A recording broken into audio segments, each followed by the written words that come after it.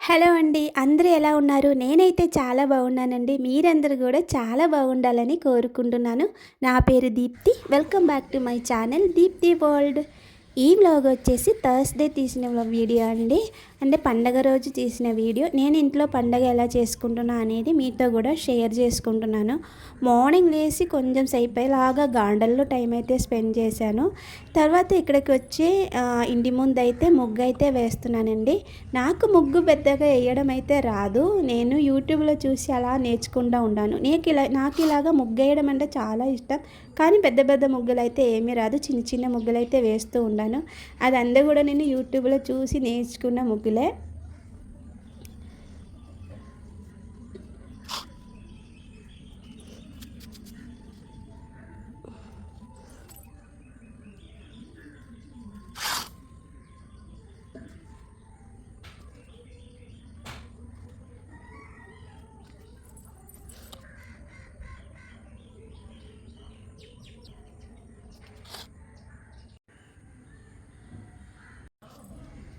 First అయితే ముగ్గు వేసినప్పుడు అంతా పర్ఫెక్ట్‌గా అయితే రాలేదు. కానీ కలర్ వేసిన తర్వాత చాలా బాగుంది.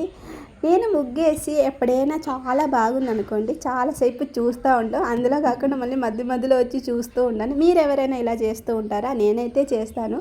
ముగ్గు ఎప్పుడైనా పర్ఫెక్ట్‌గా వచ్చి మంచిగా అనిపిస్తే నేను చూస్తూ ఉంటాను. కలర్ వేసిన తర్వాత చాలా బాగా వచ్చింది. ఫస్ట్ వేసినప్పుడు అంత పర్ఫెక్ట్‌గా అయితే రాలేదు. ఇప్పుడైతే చాలా బాగా వచ్చింది.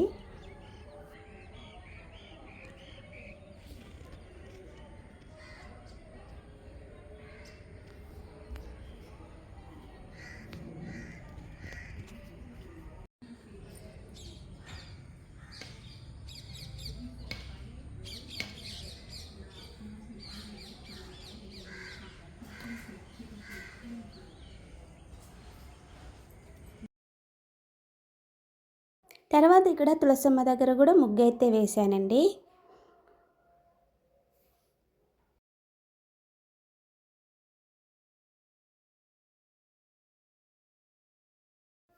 నిన్న నైట్ అయితే గారెల కోసం అయితే పప్పులైతే నానబెట్టాను. నేను చాలా ప్రసాదాలు ఏమీ చేయట్లేదు.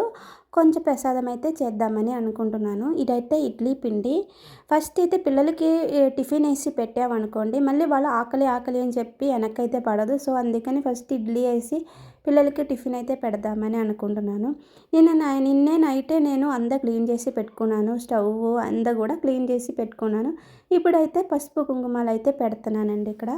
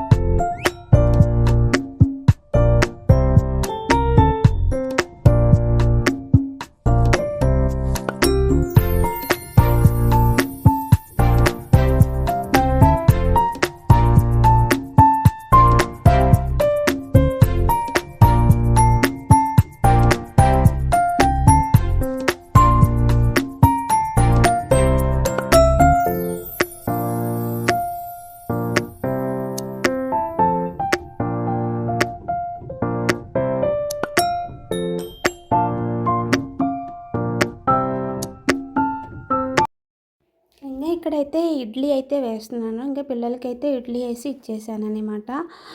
తర్వాత ఈరోజు సాంబారు చేద్దాం అనుకుంటున్నాను. నేనైతే సాంబారు చేయడానికి కందిపప్పు అయితే నానబెట్టాను. ఇలా కందిపప్పు నానబెట్టి మనం సాంబారు చేస్తే సాంబారు చాలా టేస్ట్‌గా ఉండేది. నేనొక పొద్దున్న లేవగానే కందిపప్పు అయితే నానబెట్టాను. తర్వాత నేను ఇప్పుడైతే ఇందులోకి పసుపును అలాగా ఫస్ట్ పప్పు అయితే ఉడకబెడతాను. పసుపేసి ఉడకబెడతాను.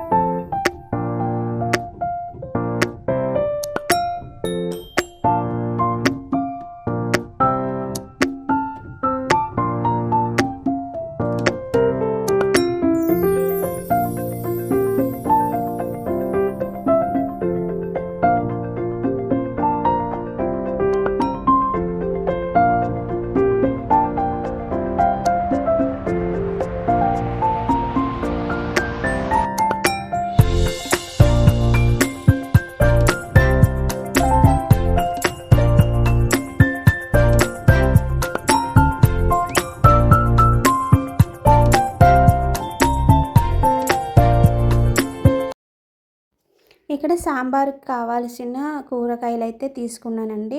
నేను ఏమేమి తీసుకున్నానంటే క్యారెట్, అలాగే సొరకాయ, బెండకాయ, ములక్కాయలు, వంకాయ, ఒక టమాటా, ఉల్లిపాయ కూడా వేస్తాను. ఇదన్నీ కూడా ఫస్ట్ అయితే పసుపు, ఉప్పు నీళ్ళలో అయితే కొంచెం వాష్ చేసుకుంటాను.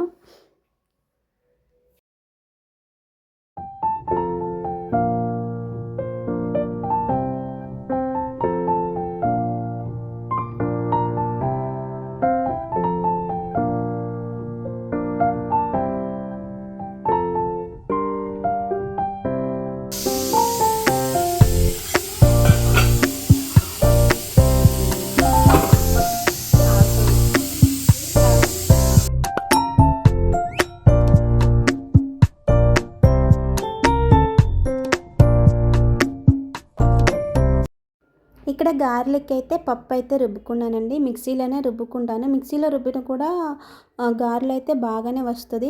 పప్పు వేసినప్పుడు 2-3 ఐస్ క్యూబులు వేసి రుబ్బామనుకోండి, అంటే గారెలు ఉబ్బిద్ది, అలాగా పిండి కూడా మంచి ఫ్లఫీగా వస్తాయి, బాగుండేది. ఇక్కడైతే సాంబారు కూడా రెడీ అయిపోయింది. నేను పప్పు ఫస్ట్ ఉడకబెట్టిన తర్వాత, పప్పు పోయిన తర్వాత పప్పును బాగా మెతిపిన తర్వాత కూరగాయలన్నీ యాడ్ చేసి మళ్ళీ ఒక విసిల్ వచ్చేంత వరకు నేను స్టవ్ మీద పెట్టానన్నమాట. ఒక విసిల్ వస్తే చాలు, కూరగాయలంతా కూడా మనకి ఉడికిపోతాయి. తర్వాత తీసి ఇక్కడ నేను చింతపండు పులుసు, అలాగా సాల్టు, ఇంకా 2 టేబుల్ స్పూన్ల సాంబార్ పౌడరు, అలాగే ఇంగువ కూడా వేస్తున్నానండి. ఇంకా కారం కానీ అలాంటివి ఏమీ వేయను, సాంబార్ పౌడర్ ఒకటే వేస్తాను. తర్వాత ఇవంతా వేసిన తర్వాత ఒక 2-3 మినిట్స్ అయితే బాయిల్ చేస్తాను. ఎందుకంటే ఆ చింతపండు పులుసు, అలాగే సాంబార్ పౌడరు వాటి పచ్చి వాసన అంతా పోయేంత వరకు కూడా ఒక 2-3 మినిట్స్ బాయిల్ చేస్తానన్నమాట. చేసిన తర్వాత ఇక్కడ సాంబార్కి అయితే తాలింపు అయితే పెట్టేస్తున్నాను. ఇంకా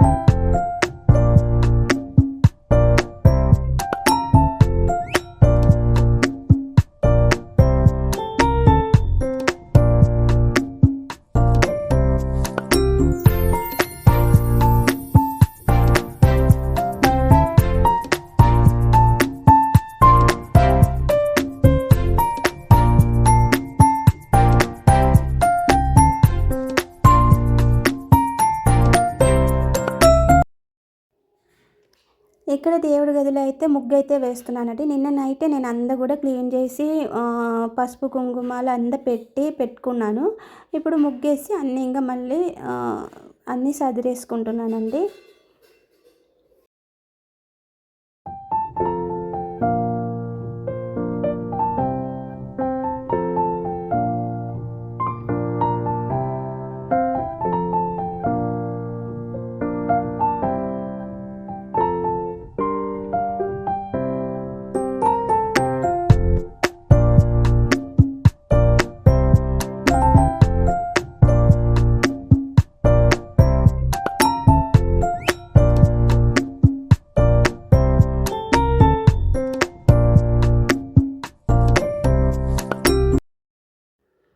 గారెలు అయితే వేస్తున్నాను. ఇంకా గారెలు కూడా వేశాను. ఈరోజు ప్రసాదం నేను ఏమేమి చేశానంటే గారెలు, అలాగా పులిహోర, ఇంకా పాయసం అంతేనండి.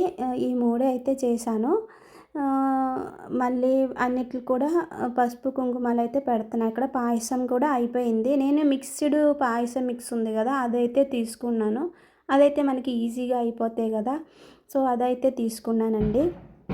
ఇంకా ప్రసాదాలన్నీ అయిపోయింది. తర్వాత ఇక్కడ తులసమ్మకి అయితే పసుపు కుంకుమాలు రాస్తామని చెప్పి తులసమ్మ దగ్గర తులసి కోట అంతా కూడా కడుగుతున్నానండి. కడిగేసి ఇంకా పసుపు రాసి బొట్లు అయితే పెడుతున్నానండి.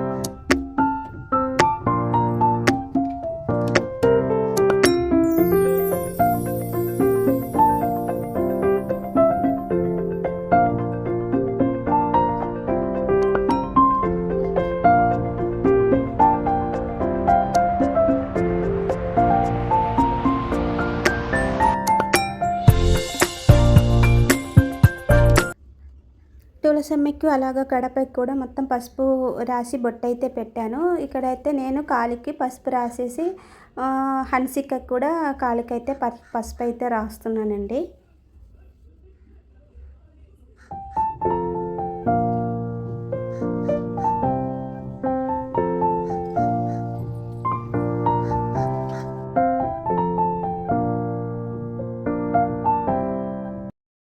ఇంకా అదంతా అయిపోయిన తర్వాత ఇక్కడికి లోపలికి వచ్చి దీపారాధన అయితే చేస్తున్నానండి. మీరందరూ కూడా పండగ అయితే బాగా జరుపుకున్నారని అనుకుంటున్నానండి. ఈ రోజుతో నవరాత్రి కూడా అయిపోయింది కదా మనకి.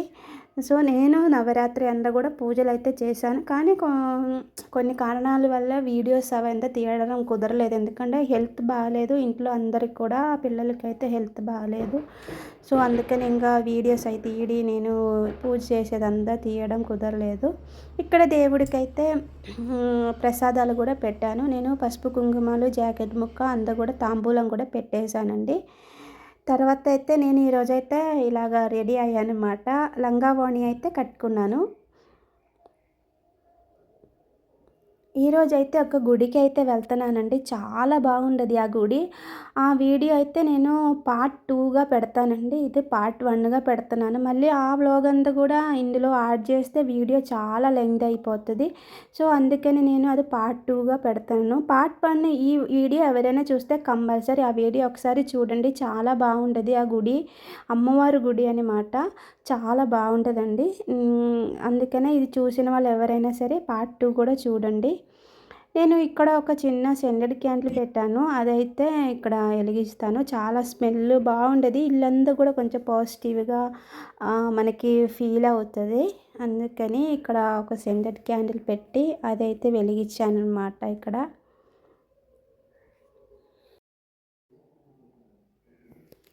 ఇది మా పాప హన్సిక. తన వీడియోలో పెద్దగా కనిపించవు. ఎందుకంటే తనకన్నా పెద్దగా ఇష్టం ఉండదు వీడియోలో కనిపించడం. నేనే కావాలని పోస్ట్ చేసి తీస్తూ ఉండాను.